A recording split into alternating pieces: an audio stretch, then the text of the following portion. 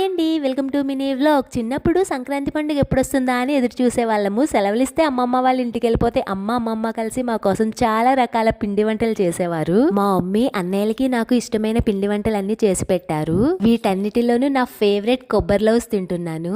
ఈ అన్ని ఐటమ్స్ లో స్పెషల్ గా సంక్రాంతికి గోదావరిలు చేసే పాకం ఉండలు ఉంటాయండి. సూపరు. అవి ఎలా తయారు చేస్తారంటే బెల్లం పాకాన్ని బాగా మరిగించాలి. మా మమ్మీ పిండి వంటలన్నీ కట్టెల పొయ్యి మీదే చేస్తారు.